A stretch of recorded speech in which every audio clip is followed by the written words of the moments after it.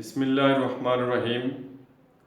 My dear student, welcome to our regular online class.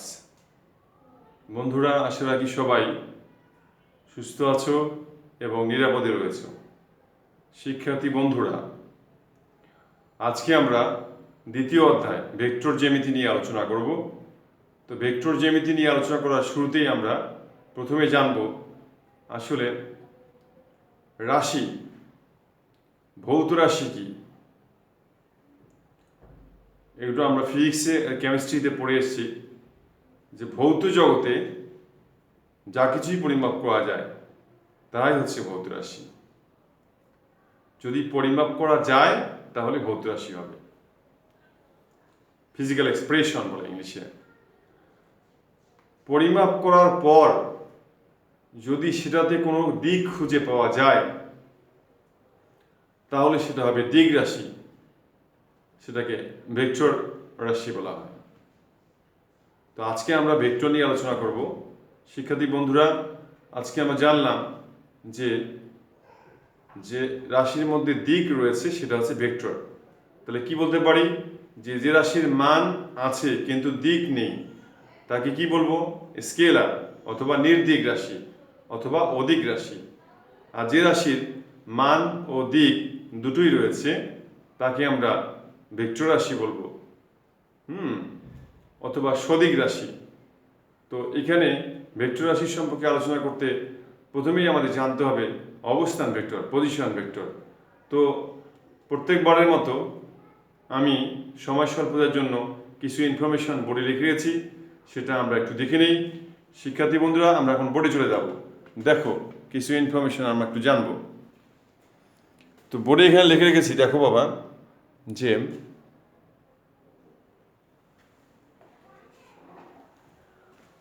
Vector আজকে আমাদের পড়ার আলোচ্য বিষয়। তো প্রথমে এখানে জানবো অবস্থান ভেক্টর, এটাকে বলা হয় পজিশন ভেক্টর। এটাকে বলা হয় কি বাবা?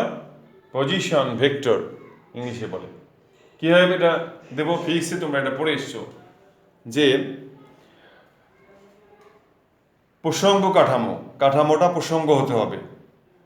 প্রসঙ্গ কাঠামো ভেক্টর মূল বিন্দুর সাপেক্ষে কোনো একটা বিন্দুর অবস্থান যে ভেক্টরের সাহায্যে প্রকাশ করা যায় তাকে ওই বিন্দুর অবস্থান ভেক্টর বলে।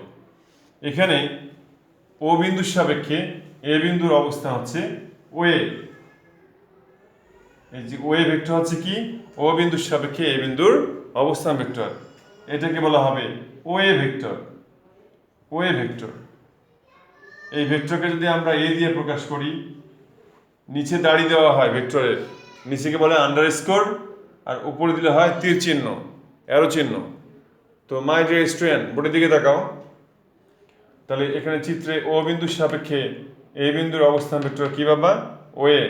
এটাকে ওয়েটা ওয়ে ইকুয়াল টু এ, এভাবে লেখা যাবে। তো এখানে ওয়ে ভেক্টরটির পরিচয় আমরা আরেকটু দেই। ও হচ্ছে আদিবিন্দু আর এ হচ্ছে প্রান্ত বিন্দু, ইনিশিয়াল পজিশন, টার্মিনাল পজিশন। আর দেখো, এই যে ওয়ে ভেক্টরটি যে রেখা ধারণ করে আছে, যদি আমরা এই তীর চিহ্ন বাদ দিয়ে দিই, এই তীর চিহ্ন বাদ দিই, তাহলে এটা একটি স্কেলার। তো দেখো তো ওয়ে ভেক্টরটা এই ওয়ে রেখায় ধারণ করে আছে কিনা। তা ভেক্টর যে রেখায় ধারণ করে থাকে সেই রেখাকে ওই ভেক্টরের ধারক রেখা বলা হয়, ইংলিশে বলা হয় সাপোর্ট। তাহলে এই ভেক্টরটা কে সাপোর্ট ধরে আছে? ওয়ে রেখাটি। তা যে রেখা ভেক্টরকে ধারণ করে থাকে সেই রেখার দৈর্ঘ্যকে ওই ভেক্টরের ম্যাগনিটিউড বলা হয়, তাহলে অথবা ওই ভেক্টরের মান বলা হয়। যেমন ওয়ে একটি ভেক্টর, ওয়ে ভেক্টরের ম্যাগনিটিউড কি হবে? এই যে ওয়ে ভেক্টর, তার ম্যাগনিটিউড, তার কি পাওয়া? ম্যাগনিটিউড। এটাই ইকুয়াল টু লেখা যাবে ওয়ে, এটা ইকুয়াল টু হবে কি? ওয়ে, তার ম্যাগনিটিউড হবে স্কেলার। তাহলে ওয়ে ভেক্টরের ম্যাগনিটিউড কি বাবা? ওয়ে, এটি একটি স্কেলার, দূরত্ব। তাহলে শিক্ষার্থী বন্ধুরা, আমরা জেনে গেলাম অবস্থান ভেক্টর। এখানে আরেকটি কথা বলে রাখি আমি, দেখো অবস্থান ভেক্টরের আরেকটি কথা বলে নিই, যে দেখো এখানে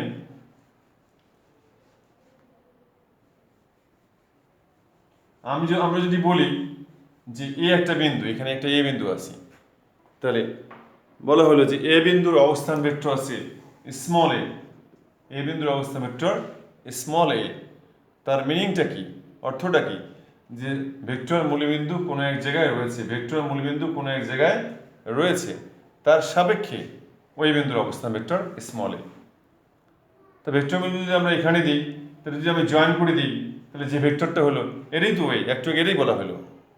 তার মানে কি, আমরা আজকে থেকে জেনে গেলাম যে কোনো একটা বিন্দু যদি অবস্থান ভেক্টর দেওয়া থাকে, তাহলে মনে রাখবো যে ভেক্টর মূলবিন্দু কোনো এক জায়গায় রয়েছে, তার সাপেক্ষে ওই বিন্দুর অবস্থান ভেক্টরটা। তো শিক্ষার্থী বন্ধুরা, অবস্থান ভেক্টর সম্পর্কে জানলাম আমরা। এখন শিখবো আমরা ভেক্টর যোগের ত্রিভুজ সূত্র। ভেক্টর যোগের ত্রিভুজ সূত্র এটা কি? দেখো, এটা হচ্ছে, যদি আমরা ভাষাগতভাবে বলি সেটা এভাবে বলতে পারি যে ত্রিভুজের যে কোনো দুটি বাহুকে, ত্রিভুজের যে কোনো দুইটা বাহুকে দুইটি ভেক্টর দ্বারা মানে, দিকে এবং একই ক্রমে যদি সূচিত করা যায়, তাহলে কি হবে? ওই ভেক্টর দ্বয়ের লব্ধি ভেক্টর মানে তাদের যোগফল ত্রিভুজটির তৃতীয় বাহু দ্বারা কেমন করে বিপরীত ক্রমে সূচিত হবে। দেখো বাবা, এখানে দুটো ভেক্টর, একটা বি এ প্লাস এসি, ক্রম চেঞ্জ হয় নাই, অর্ডার বি থেকে এ, এর থেকে কি সি, দুটো ভেক্টর সূচিত হয়ে গেছে। পরে এই দুটোর যোগফল কি হবে? এই তৃতীয় বাহুটা দেখো তো, এসি তারপর কি সি এ সিবি হয়েছে? হয় নাই, এটা উল্টো দিক থেকে সূচিত হয়েছে। সেটাই বলা হয়েছে যে একটা ত্রিভুজের দুটি বাহু দ্বারা দুইটা ভেক্টরকে যদি মানে, দিকে, ক্রমে সূচিত করা যায়, তাহলে সেই ভেক্টর দুটি লব্ধি ভেক্টর তৃতীয় বাহু দ্বারা বিপরীত ক্রমে সূচিত হবে, অর্থাৎ B A plus AC equal to হবে বিসি। এটা ভাষাগত।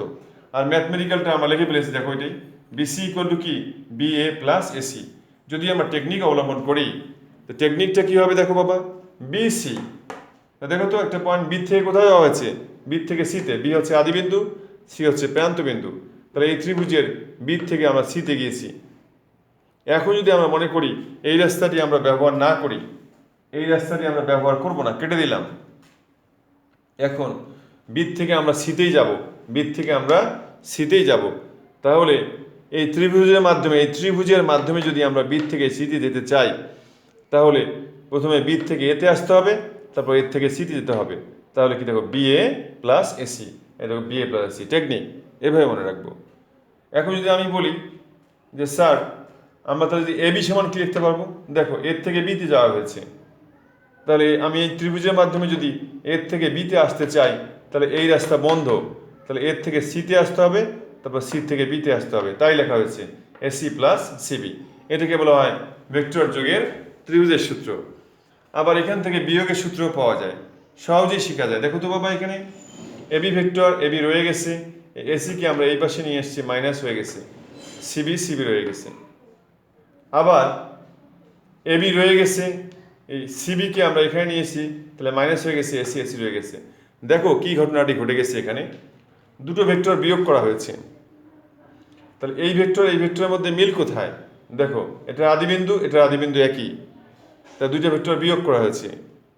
তা দুটো ভেক্টরের আদিবিন্দু যদি একই হয়, তাহলে বিয়োগের ক্ষেত্রে কি ঘটে দেখো, আদিবিন্দু দুটো বাদ যাবে। দেখো, আদিবিন্দু দুটো বাদ দিয়ে দাও, তাহলে উল্টো দিক থেকে পড়ো, এটা সি, এটা বি, তাহলে পড়তে হবে উল্টো দিক থেকে, ইকুয়াল টু সিবি, এটা একটা ভেক্টর।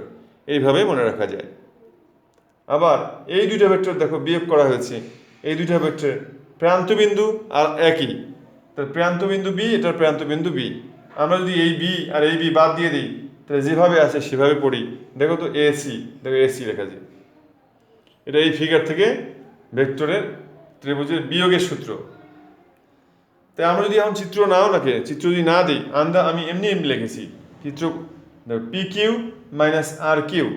দেখো দুইটা ভেক্টর যদি বিয়োগ করি, প্রান্তবিন্দু কি একই, তাহলে প্রান্তবিন্দু বাদ যাবে, তাহলে যা আসতাই পি আর, দেখো পি আর, এই সূত্র অনুসারে লিখতে চাই, তাহলে এইভাবে লেখা যাবে চিত্র ছাড়াই। তাহলে ভেক্টর যোগের ত্রিভুজের সূত্র শিখলাম, বিয়োগের সূত্র শিখলাম। শিক্ষার্থী বন্ধুরা, এখন আমরা সামান্তরিকের সূত্র শিখব। দেখো বাবা, আমি ইনফরমেশন লিখে রেখেছি এখানে। সামান্তরিকের সূত্র কি, যে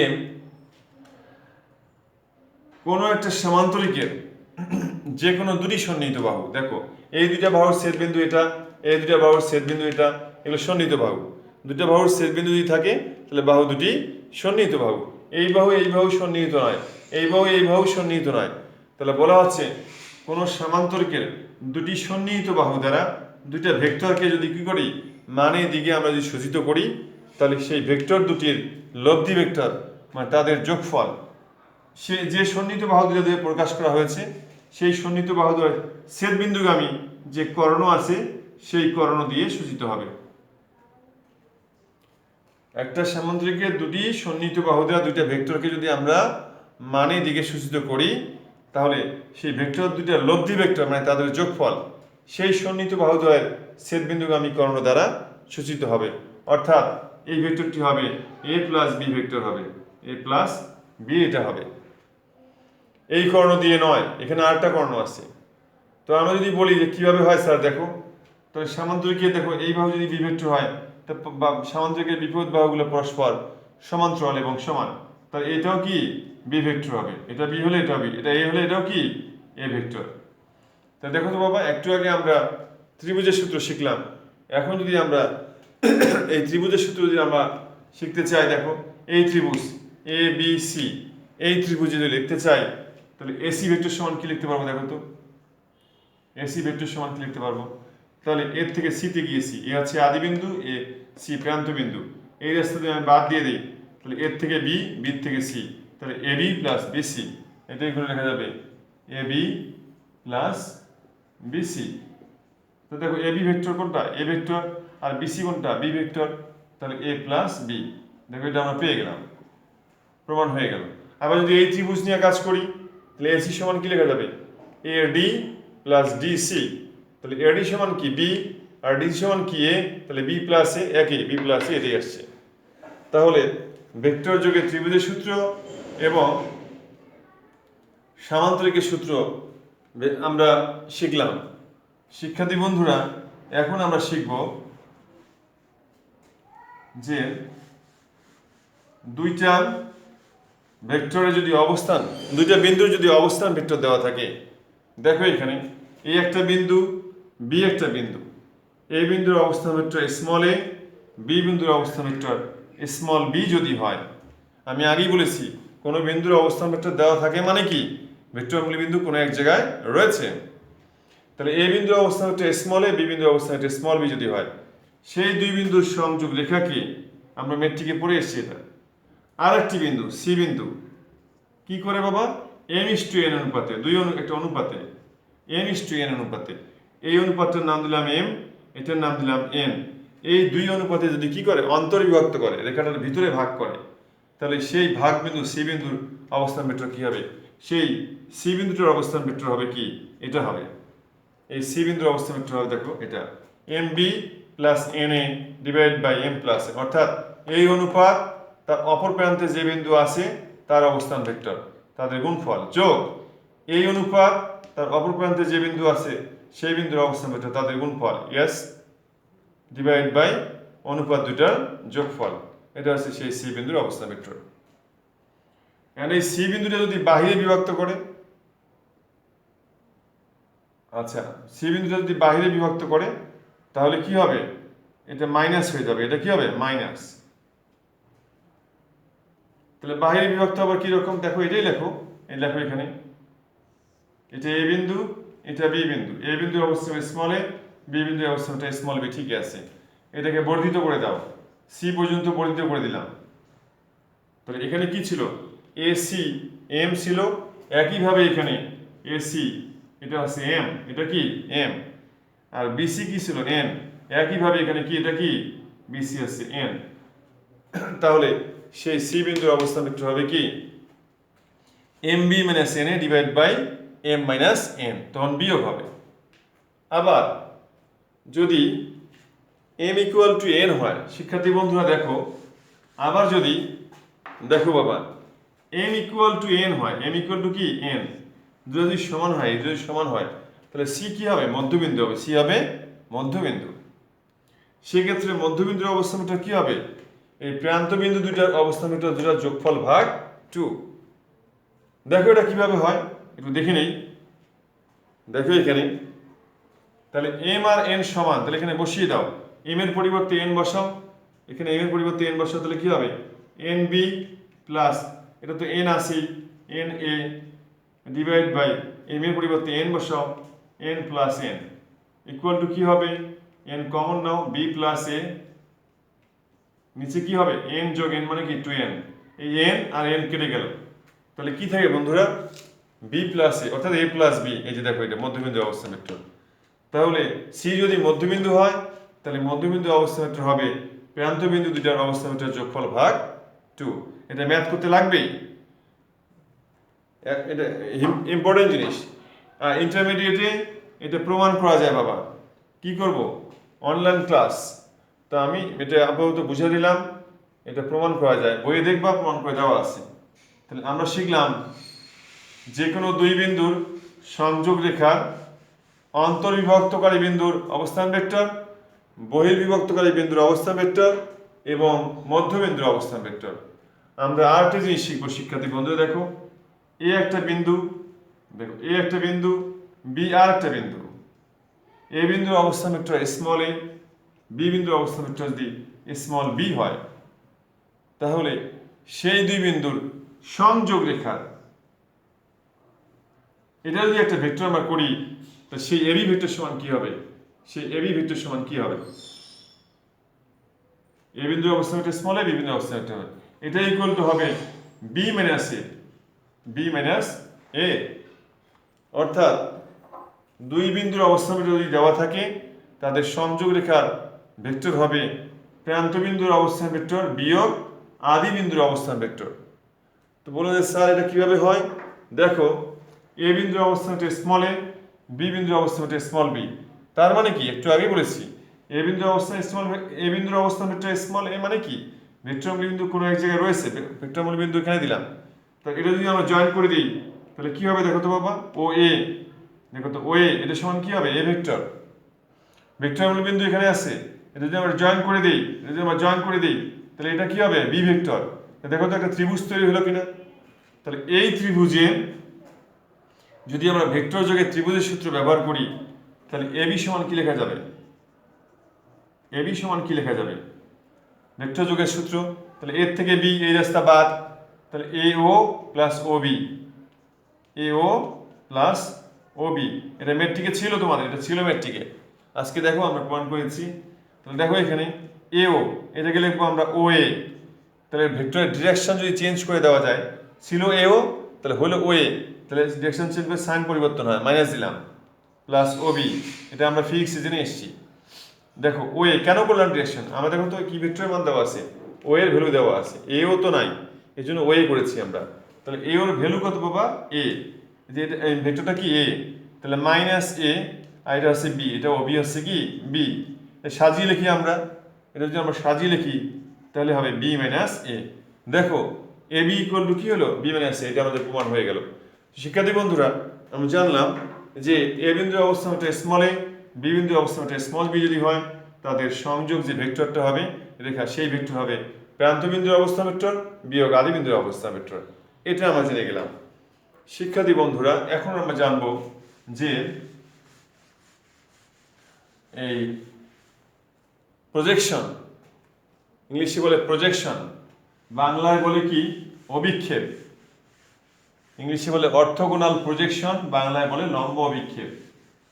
আমরা একটা ভেক্টরের উপর আর একটা ভেক্টরের লম্ব অভিক্ষেপ শিখব, ঠিক আছে। তো দেখো এখানে তোমরা সবাই জানো পড়ে এসো ফিজিক্সে যে এ যদি একটা ভেক্টর হয়,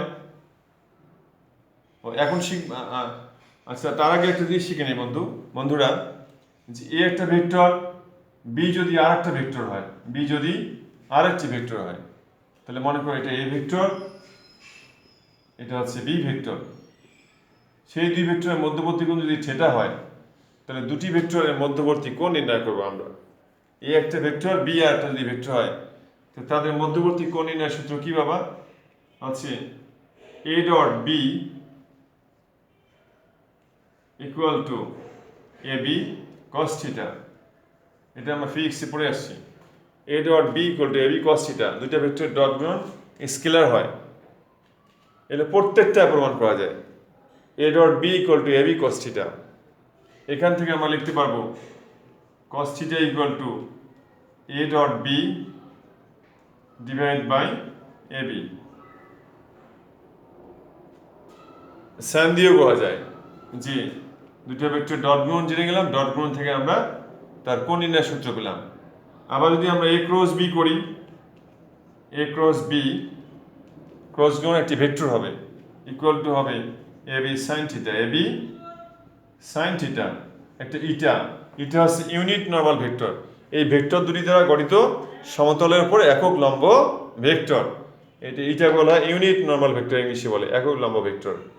তো শিক্ষার্থী বন্ধুরা, আমরা এইভাবেও কোণের মান নির্ণয় করতে পারবো, এইভাবেও কোণের মান নির্ণয় করতে পারবো। আর দুটো ভেক্টরের ডট গুণ কীভাবে করা হয় এটা একটু জেনে নেই, আমি তো এটা বলতে ভুলে গেছি, এটা আগে বলা উচিত ছিল, যে নিশ্চয়ই তোমরা জানো, তারপর আমি বলে দিই। এই একটা ভেক্টর, এটা হচ্ছে a1i plus b1j plus c1k, B আর একটা vector a2j a2i plus b2j plus c2k। এ যদি এটা ভেক্টর হয়, বি যদি এখানে আই জে কে, এটা হচ্ছে একক লম্ব একক ভেক্টর, এক্স অক্ষ বরাবর আই, ওয়াই অক্ষ বরাবর জে, আর জেড অক্ষ বরাবর কি কে। আমি একটু দেখাচ্ছি, তোমরা ফিজিক্সে পড়ে আসো, তারপরে আমি দেখাবো। তা দুইটা ভেক্টর যদি হয়, তাদের ডট গুণ কি হয় বাবা দেখো, এ ডট বি, তাদের ডট গুণ হবে, এই দেখো আই এর যে কম্পোনেন্টগুলো রয়েছে এগুলোর গুণফল, a1 a2 plus b1 b2 plus c1 c2, দুটি ভেক্টরের ডট গুণ, এটা স্কেলার। আর ক্রস গুণ তোমরা ফিজিক্সে নিশ্চয়ই পড়ে আসছো, ক্রস গুণ হবে এটা। তাহলে আমরা এটা শিখলাম, এটা আমরা শিখলাম বাবা, দুইটা ভেক্টরের মধ্যবর্তী কোণ নির্ণয়ের সূত্র এভাবে নির্ণয় করা যায়। আবার দুইটা ভেক্টরের ডট গুণ এভাবে লেখা যায়, ঠিক আছে। এই দুইটা ভেক্টরের ডট গুণ হবে এটা। ক্রস গুণ কি আমরা জানি, এ ক্রস বি, ক্রস গুণের সূত্র কি আই জে কে, তারপরে কি a1 b1 c1, a1 b1 c1, এটা সব কত a2 b2 c2, a2 b2 c2, দুইটা ভেক্টরের ক্রস গুণ। এটা নির্ণায়কের সূত্র ব্যবহার করে আমরা দুইটা ভেক্টরের ক্রস গুণ নির্ণয় করতে পারবো। এখন আরেকটা জিনিস শিখবো আমরা, দেখো যে আই জে কে একটু আলোচনা করি। দেখো তিন মাত্রায়, দেখো এখানে তিনটা মাত্রা বাবা, X axis, Y axis, Z axis. এটা যদি আমরা বলি, এটা এক্স এক্সিস, এটা ওয়াই এক্সিস, আমার ভালো করে দেখো এখানে, এটা এক্স এক্সিস, এটা ওয়াই এক্সিস, এটা জেড এক্সিস, তিন মাত্রায় আমরা